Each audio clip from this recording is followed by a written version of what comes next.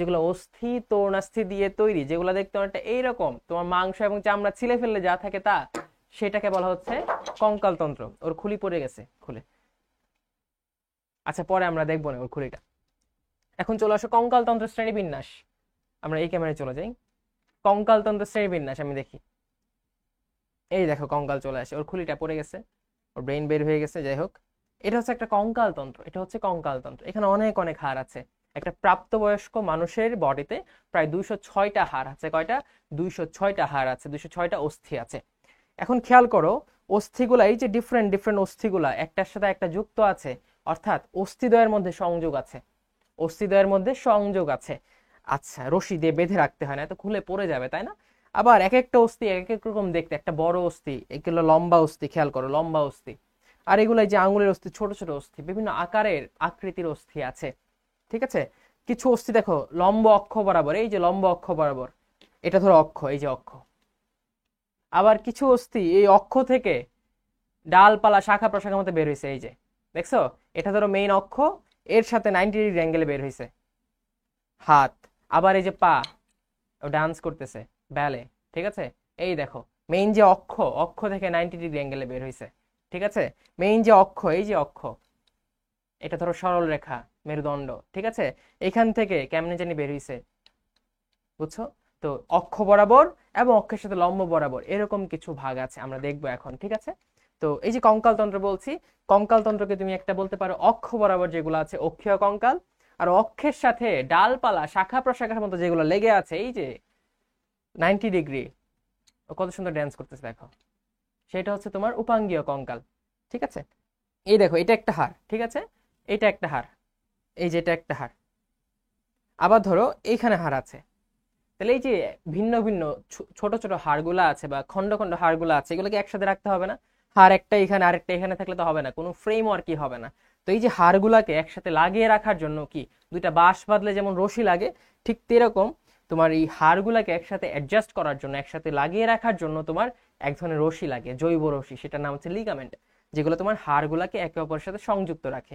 এই ধরো এটা একটা হাড়, এই যে এগুলা হাড়, এই দুইটা হাড়ের এই যে এই জায়গায় যে নড়তেছে, এই জায়গায় বন্ধনী আছে, এটা হলো অস্থিসন্ধি। আর অস্থিসন্ধির মধ্যে কি আছে? লিগামেন্ট আছে, যে লিগামেন্ট গুলা দুইটা অস্থিকে একত্রে আবদ্ধ করে রাখে। আবার খেয়াল করে এই যে লম্বা একটা হাড় পায়ের, এইখানে হাড় আছে দুইটা। তো এই যে হাড়টার সাথে এই হাড়ের যে একটা সন্ধি, এখানে কি লাগে? দুইটা বাঁশ বাঁধলে রশি লাগবে, এখানেও একটা রশি লাগবে, জৈব রশি, এখানেও লিগামেন্ট লাগবে। সোজা কথা, যেখানেই একাধিক অস্থি একটা সন্ধি তৈরি করতে হবে, সেই জায়গায় অস্থিগুলাকে একত্রে রাখার জন্য লিগামেন্ট দরকার হবে। আচ্ছা, প্রথমে অক্ষীয় কঙ্কালে আসি। অক্ষীয় কঙ্কালের করটি, করটি কোন অংশটা? এটা হচ্ছে করটি অংশটা। ঠিক আছে? এই যে মাথার খুলি থেকে শুরু করে মুখমণ্ডলীয় অস্থি সম্পন্ন যে পুরোটা অংশ আছে, সেটা হচ্ছে করটি। আর করটির জাস্ট মাথার খুলির অংশটাকে বলা হচ্ছে করটিকা, করটিকা। তো করটিকা, তারপর হচ্ছে তোমার মুখমণ্ডলীয় অস্থি, তারপর হচ্ছে তোমার কর্ণাস্থি, এইগুলা মিলে হচ্ছে তোমার করটি। তারপরে চলে আসি মেরুদণ্ড। এই দেখো, এই যে মাথার পেছন থেকে শুরু করে একদম এই পর্যন্ত তোমার যে হিপ বোন বা শ্রোণীচক্রের এই পাশ পর্যন্ত পুরো যে একটা কলাম আছে, একটা বড় রেখা আছে, একটা স্তম্ভ আছে, এটাকে বলা হচ্ছে মেরুদণ্ড। এখানে মোট 26টি অস্থি আছে। তারপর আছে বক্ষ পিঞ্জর। পিঞ্জর মানে কি জানো? খাঁচা। পিঞ্জর মানে হচ্ছে খাঁচা। এই যে খাঁচার মতো একটা অংশ, খেয়াল করো, এখান থেকে শুরু হয়েছে, পুরোটাকে আবদ্ধ করেছে। যার সামনে হচ্ছে স্টারনাম, দুই পাশে হচ্ছে পর্শুকা বা রিবস গুলা, এবং পেছন দিকে খেয়াল করো মেরুদণ্ড।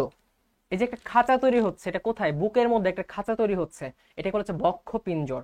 এই খাঁচার কাজ কি? তোমার যে ভাইটাল স্ট্রাকচার গুলো আছে বুকের ভেতর, হৃৎপিণ্ড, ফুসফুস, সেগুলাকে রক্ষা করা। তো অক্ষীয় কঙ্কাল উপাদান কারা?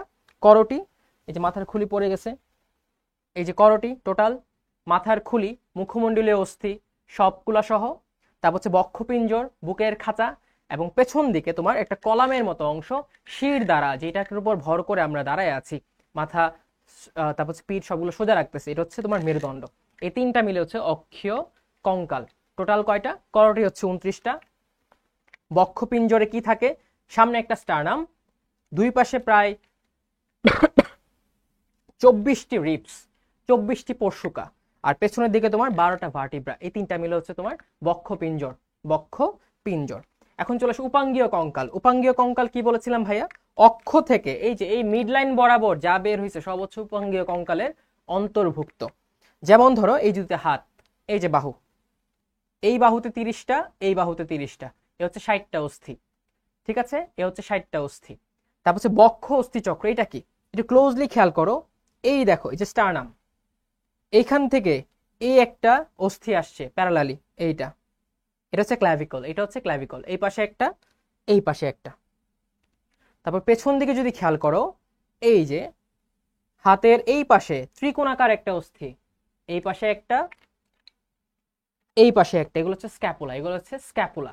এই যে দুই পাশে, প্রত্যেক পাশে একটা ক্ল্যাভিকল, একটা স্ক্যাপুলা করে মোট 4টা অস্থি মিলে তৈরি হয় বক্ষ অস্থি চক্র। আবারও বলছি, দুই পাশে, প্রত্যেক পাশে একটা করে ক্ল্যাভিকল এইরকম, এবং ত্রিকোণাকার স্ক্যাপুলা, এই দুইটা, দুই পাশে 4টা, 2 × 2 4, 4টা মিলে বক্ষ অস্থি চক্র তৈরি করে।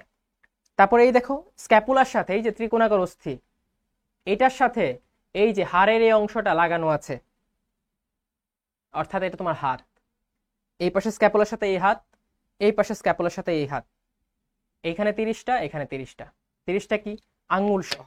ঠিক আছে, আঙ্গুল, তারপর হচ্ছে তোমার এই যে আর্ম, তারপর হচ্ছে তোমার 4 আর্ম, সবকিছু মিলিয়ে 30টা করে আছে।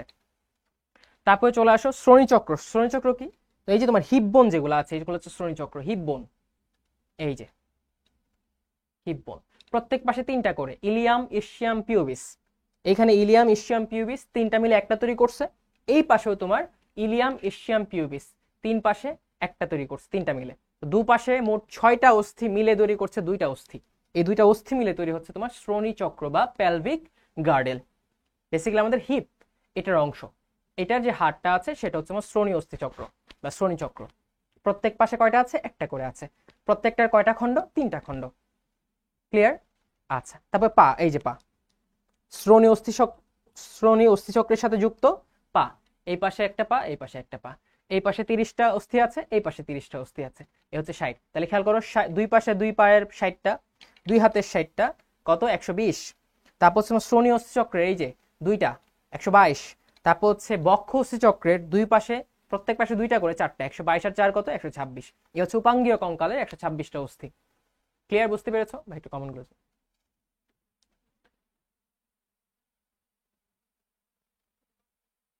একটু জুম ভাই, এটা ক্যামেরা একটু জুম করা যাবে? হ্যাঁ, জুম করে দেখাচ্ছি, একটু ওয়েট করো, আবারও দেখাচ্ছি জুম করে, কোনো প্যারা নেই, তোমাদের ভালো করে দেখানোর জন্য এখানে আছি আমি।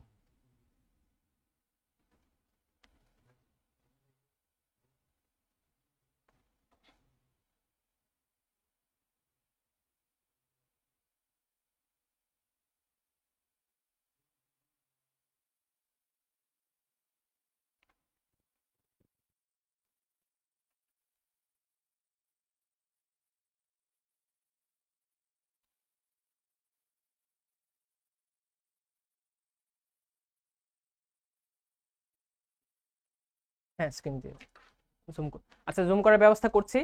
আর এর ফাঁকে একটু কথা বলে নিই, একজন আমাকে কোশ্চেন করছে, ভাইয়া মেডিকেলে কি ইংলিশ থাকে কিনা? হ্যাঁ, মেডিকেলে ইংলিশ থাকে। মেডিকেল ভর্তি পরীক্ষায় টোটাল যে 100 মার্কস আছে, এর মধ্যে, হ্যাঁ একটু জুম কর,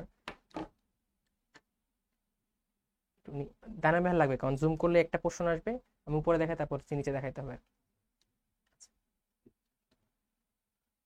ওকে, আমি একটু উপরে উঠাই।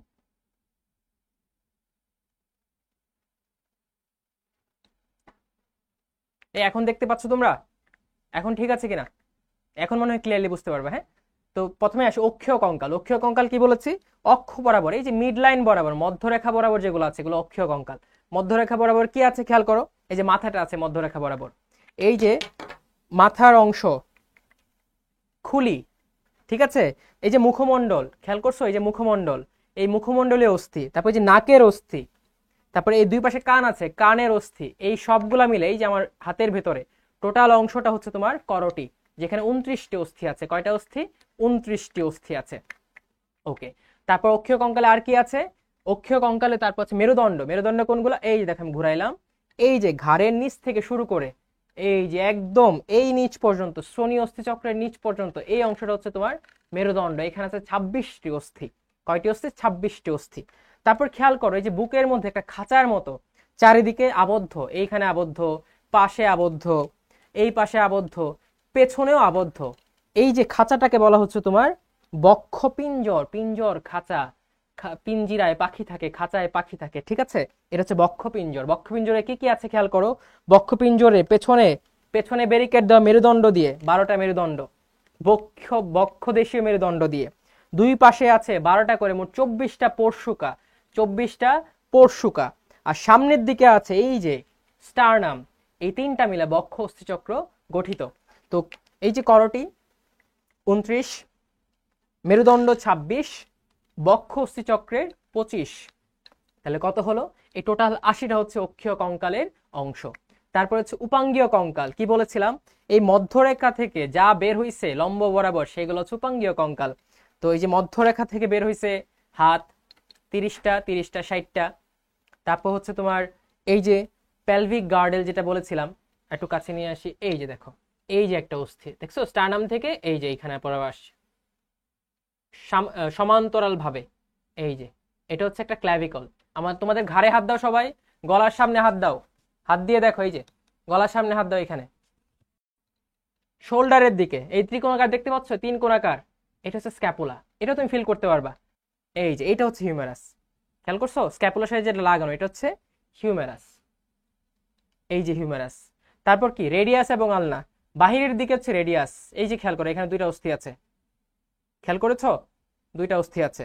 এর মধ্যে এটা হচ্ছে রেডিয়াস, এই যে রেডিয়াস বাহিরের দিকে, এটা হচ্ছে আলনা। ওকে। তারপর হচ্ছে তোমার কার্পাল। কার্পাল কি জানো? কার্পাল হচ্ছে এই যে এই অস্থিগুলা, এই যে কবজি, কবজি থেকে শুরু হয়েছে এই পর্যন্ত যে হাড়গুলো আছে, খেয়াল করো 5টা হাড় দেখবা, 1 2 3 4 5। এই 5টা হচ্ছে কার্পাল বা করতল। তোমার হাতের তালুর অপোজিটের যে হাড়গুলা সেগুলো হচ্ছে কার্পাল অস্থি, 5টা। তাহলে কয়টা হলো? 1টা 2টা 3টা, 1 2 3, আর এখানে 5, 8টা। তারপর কবজির মধ্যে অনেক ছোট ছোট অস্থি আছে, মোট 8টা অস্থি আছে কবজির মধ্যে। এই যে কবজির মধ্যে ছোট ছোট অস্থিগুলা খণ্ড আকারে দেখা যাচ্ছে, ঠিক আছে? কবজির মধ্যে 8টা। তাহলে 1 2 3, 3 আর 8 11, 11 আর 5 16। তারপর আঙুল, এই যে আঙুলগুলা খেয়াল করো, আমি আঙুল যে ভাঙতেছি কয় ভাবে ভাঙতে পারি। আমার এই আঙুলটা দেখো কয় ভাবে ভাঙতে পারছি, বুড়ো আঙুলটা জাস্ট একবার ভাঙতে পারি, মানে এটা একটা পোর্শন, এটা একটা পোর্শন, 2টা পোর্শন, মানে 2টা অস্থি আছে এখানে। কিন্তু এই আঙুলটা খেয়াল করো আমি 3 ভাবে ভাঙতে পারি। এক, এই যে একটা অংশ ভাঙলাম, তারপর এই যে অংশ ভাঙলাম, এটা মানে এখানে 3টা অস্থি আছে, 1টা 2টা 3টা। সেম এখানেও 3টা, এখানেও 3টা, এখানেও 3টা। তাহলে 4টাতে 3টা করে কি 3 4 12, আর বুড়ো আঙ্গুলে 2টা 14টা। তাহলে প্রত্যেক পাশে 1 2 3, কবজিতে 8টি 11, করতলে 5টি, কার্পাল বোন 5টি 16, আর 14 কত 30। প্রত্যেক পাশে 30, এই পাশে 30, এই পাশে 30। এ হচ্ছে হাতের 60টা অস্থি, ঠিক আছে? ওকে। তারপর হচ্ছে তোমার শ্রোণীচক্র, খেয়াল করো এটা আমরা দেখাইছি শ্রোণীচক্র, দুই পাশে 2টা বোন। আচ্ছা, তারপর হচ্ছে পায়ের ক্ষেত্রে কি? পায়ের ক্ষেত্রে সবচেয়ে লম্বা যেটা, এই যে এটা হচ্ছে ফিমার, এটা হচ্ছে ফিমার যেটা শ্রোণীচক্রের সাথে লাগানো থাকে, ফিমার। আচ্ছা, তারপর পায়ের নিম্নাংশে 2টা অংশ আছে, 2টা অস্থি আছে, একটা হচ্ছে টিবিয়া, এই যে মোটাটা হচ্ছে টিবিয়া, এটা তোমার খেয়াল করতে পারবা। তুমি পায়ে হাত দাও সবাই, সবাই পায়ে হাত দাও, পায়ে হাত দিয়ে দেখো একটা ধার লাগতেছে একটা জিনিস, হাঁটুর নিচে হাত দাও, একটু ধার ধার লাগে, একটা কিনারার মতো ফিল হয়। ফিল করতে পারছো? কমেন্টটা দেখি, ফিল করতে পারছো? হাঁটুর নিচে আস্তে আস্তে একদম পায়ের নিচের দিকে যাও, দেখো একটা কিনারার মতো লাগে, একটা ধার ধার জিনিস লাগে। এই যে ফিল করতে পারছো, এটা হচ্ছে তোমার একটা টিবিয়া। টিবিয়াকে বলা হয় শিন বোন। ছেলে ফুটবল খেলো না, ফুটবল খেলার সময় কি পরি? শিন গার্ড পরি, যে লাথি টাথি না লাগে। শিন গার্ডটা কই পরি? এই টিবিয়ার উপরে পরি, বুঝছো? কেন শিন গার্ড হয়েছে? কারণ এই টিবিয়ার নাম হচ্ছে শিন বোন। এই যে ড্রাম স্টিকের মতো দেখছো, এটার মতো ড্রাম বাজায় না, এই ড্রাম স্টিকের মতো হচ্ছে ফিবুলা। তাহলে একটা ফিমার, একটা টিবিয়া, একটা ফিবুলা। কয়টা হইলো? 3টা। ঠিক পায়ের যে কি বলে পায়ের অস্থি আছে ওই কার্পালের মতো, এটার নাম হবে টার্সাল।